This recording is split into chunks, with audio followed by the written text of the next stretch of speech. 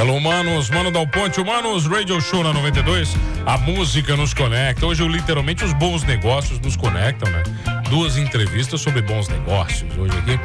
Hoje nós vamos salvar a pele dos empresários. Hoje é o dia especial, é o dia D, o dia da salvação.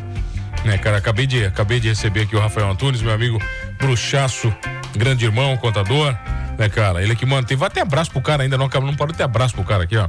Mano, boa tarde, manda um abraço pro meu amigo Rafael Rocha, da Rocha Contabilidade, grande profissional, um abraço. Quero mandar um abraço aqui pra dona Doris, né? Ela tá mandando aqui, mano, manda um beijão aí pra ti, pro meu filho, pô, bacana, né, cara? Quem será a dona Doris, né? Nunca tá ouvindo aqui, e o seu Mazinho também. Tenho o prazer de receber o meu bruxaço, cara que já tive o prazer de conversar tantas vezes sobre tantas coisas. Tu ainda quer uma vaga no Transtornados ainda? João Paulo Mundardo Rocha, como é que tá? Tu já desistiu dessa daí? Tudo certo, mano. Já desistiu? Não, a gente tem que manter a seriedade, né? Tem que manter a linha. Quem sabe o dia que o cara resolver largar a advocacia, que espero que nunca aconteça, aí o cara dá pra dar uma aventuradazinha, mas assim, às vezes um Transtornado só senta... Entre amigos, né? No boteco, né? Exato. No boteco. É porque, na verdade, o boteco, ele permite tudo. O boteco que eu falo é o churrasquinho, né? Claro. Ninguém vai em boteco aqui. Somos homens de negócio. Exatamente. Que absurdo. Ô, João, cada vez mais especialista em holding familiar, é isso? Sim. Cada vez mais se aprofundando nisso. Mano, primeiramente uma boa tarde para você e para todos os ouvintes. Então, hoje eu tenho como entendimento, tanto pessoal quanto do escritório, ser voltado mais para essa área de atuar no extrajudicial. Eu, antes mesmo da gente entrar, estava comentando contigo essa questão do contencioso, né? Essa parte de atuar perante processo e tudo mais. Então, o que é um contencioso? Então, seria essa questão de atuar em processos comuns, no caso, uma ação em que há um juiz e 2 partes, né? No mínimo. Isso é o contencioso. Isso é o contencioso, né? Padrão. É o padrão. Enquanto no extrajudicial, que seria nesse caso que nós atuamos no nosso escritório, a questão de holding familiar, do planejamento sucessório. Tá, mas o que é uma holding? Vamos começar do começo. Perfeito. A holding familiar, ela tem esse nome, holding, do inglês to hold, né? De abraçar, pois ela é uma forma de não somente um planejamento sucessório, ou seja, uma forma de tu antever uma situação de quando o patriarca ou a matriarca venha a faltar na sua família, e não seja necessário, então, um processo de inventário, seja ele perante um juiz ou perante um cartório extrajudicial,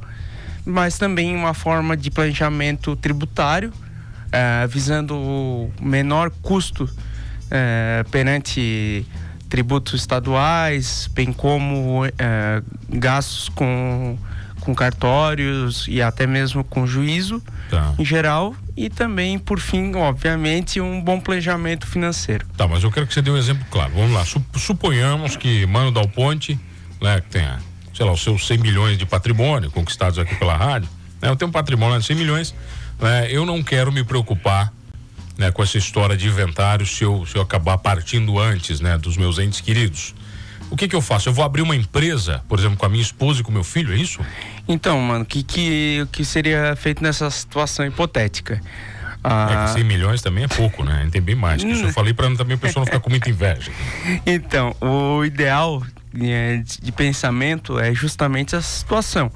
Uma pessoa que seja não necessariamente tem um grande aporte financeiro, isso não se faz necessário, a gente brinca aí de 100 milhões e tal, mas às vezes a pessoa possui 2, 3 imóveis que tem um valor considerável, venha até futuramente a valorizar, porque isso acontece muito, né? Aí você vai lá e insere numa pessoa jurídica. Inicialmente tem que ser perante a pessoa que é a portadora desse patrimônio. Então o meu CPF gera um CNPJ. Exato. E o meu CPF é dono daquele CNPJ. Isso. Tá. Você vai alterar a propriedade desse patrimônio, que pode ser imóvel, podem ser pode ser veículo, cotas. Veículo, pode ser? Sim, pode ser veículo, sim. Eu costumo não indicar. Por quê? Porque um veículo por ser um bem imóvel, de comum troca e compra e venda vai gerar uma tributação diferenciada perante essa holding, porque vai ter uma entrada e saída de caixa, uma movimentação muito maior do que... Uma recorrência maior, né? Exato. Do que um patrimônio imobiliário que muitas vezes... Você nem mexe, né? Você acaba permanecendo ele dentro da, Mas você falou, por exemplo, família. Você falou cotas de ações também, tudo entra lá? Pode. Sim, é que se tem muito o pensamento que holding se trata então somente de patrimônio imobiliário. Porém, ela pode ser híbrida. Obra de arte, eu tenho obra, eu tenho boi e obra de arte, tô nesse nível já. Obra de arte, posso botar também na holding? Pode, porque é um bem imóvel assim como um veículo. Da mesma forma. João, os empresários, eles conseguem te receber bem, entender bem isso? Porque tem aquele empresário que eu imagino que, não, eu não vou tirar as coisas do meu nome, tá tudo no meu nome, né? Eu conquistei 60 anos isso, italiano, né? Não vou botar no nome de uma empresa aí, com sócios. Então, realmente é uma tarefa um tanto quanto mais difícil ao se tratar desse perfil de cliente que tu trouxe, que é uma pessoa um pouco mais velha, mas porém isso nada mais é do que a falta de conhecimento sobre o assunto, que daí isso cabe a nós apresentarmos e explicarmos. Porque a holding deve ser vista não como um gasto ou uma forma de eu vou despender de um valor X para criar essa empresa, vou passar do meu CPF para um CNPJ e tudo mais. Porém, o gasto numa holding é muito pequeno, perante a um processo de inventário. Eu já fiz cálculos assim, hipotéticos sobre uma situação e dava uma questão de 40% a menos, no mínimo. Porque, infelizmente, acontece em muitos casos, por exemplo, que a família vem a se obrigar a vender uma parte do seu patrimônio para pagar inventário, para pagar advogado, para fazer o inventário, ou até mesmo para pagar o ITCMD, que é o tributo estadual, causa mortes ou doação. Então, às vezes, dentro desse patrimônio... Quanto é que é esse ITCMD? Então, hoje o ITCMD, que é um imposto estadual, né? Você não pode nem morrer sem pagar imposto, tem que pagar imposto para morrer em Santa Catarina, é isso? Santa Catarina e em todo o Brasil. É o ITCMD. Mas esse vai pro estado. ITCMD-SC aqui, pô, não vai sabia. de 2% a 8% no causa mortes e doação. Nunca 2, né? Não, é porque ele é escalonado. Entendi. Começa no 2, vai até o 8, 7%. Então é 7. É 150, superou 150 mil, vai ter que pagar vai ter que pagar 7% sobre esse valor. Então quer dizer, se eu tenho 200 mil reais, eu pago 14? Não. 14 mil? Não, aí você vai... sobre a diferença. Isso, daí você vai indo... Aí tem uma tabela... 7% sobre 50 mil, 150 fica no mais baixo. Sobre os 150. Superando os 150 mil, nesse caso, como é 200 mil, você não vai chegar aos 7%, porque tem essa tabela que vai se iniciando 2% até 20 mil, daí depois de 20 a 50 mil. Você não pode nem morrer, então é isso. Resumindo, você morreu, paga imposto também. É praticamente assim. No Brasil, nasceu pagando imposto, vai morrer pagando imposto. Mas é só o Brasil isso, João? Não. Inteiro, né, cara? Na realidade, a situação brasileira tributária tem dois grandes poréns, para falar por baixo. Dá uma resumida. Primeiramente, pela falta de retorno dos impostos que nós pagamos. A nossa taxa de imposto não é uma das maiores do mundo. Você pode pegar países de primeiro mundo, como a Dinamarca, Suíça. A gente está pagando pouco imposto ainda? Não, a gente não paga tanto imposto quanto esses países. Por exemplo, a Suíça, a Dinamarca e a Alemanha, por exemplo, são países que pagam muito mais imposto. Porém, o retorno é muito maior. Então o benefício volta mais. Sim. Mas o Brasil possui uma outra situação que, a meu ver, é muito pior, que é o sistema tributário, que é considerado o sistema tributário mais complexo e difícil do mundo. Consegue ser pior do que países que estão economicamente hoje piores que o Brasil, aqui na América Latina, por exemplo, com Venezuela e Bolívia. Então, o nosso sistema tributário é pior que o da Venezuela? Pior. Por exemplo, hoje no Brasil, para se ter uma ideia de legislação tributária, vai desde federal até municipal, por dia, mano, são feitos 51 normas no Brasil, desde a federal até municipal, por dia. Isso vai ali numa Câmara dos Deputados ou Senado lá em Brasília, até aqui na nossa Câmara de Vereadores em Criciúma. Vamos falar disso na volta, pode ser? Claro. João Paulo Mondardo Rocha, ele é advogado, especialista em holding familiar, num papo bacana comigo aqui no Manos Radio Show. É rapidinho, eu já volto aqui na 92.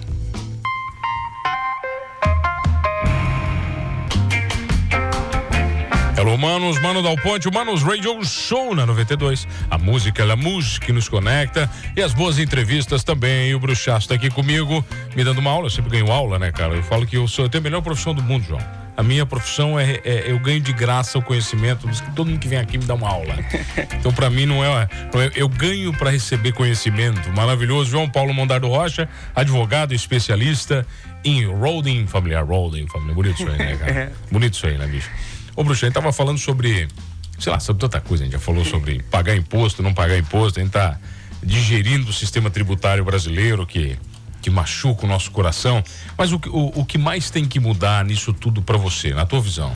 Então, para mim, hoje essa situação tributária, ela no Brasil, como está, é muito complexa. Isso afeta, é claro, se não fosse assim, nós advogados tributários e os nossos amigos contadores não teriam tanto trabalho. Porém, assim, também dificulta muito nossos clientes essa situação, principalmente o microempresário e até mesmo a pessoa hoje dita como o empreendedor, né? Ali a pessoa que abre uma barraquinha, qualquer coisa assim. Essa situação hoje dificulta muito, porque não é só imposto de renda, são muitos impostos que estão ali dentro de um produto ou de um serviço, e acaba dificultando, né? Muitas pessoas ali às vezes estão pagando mais imposto que deveria, devido a essa dificuldade, essas 51 normas diárias, né?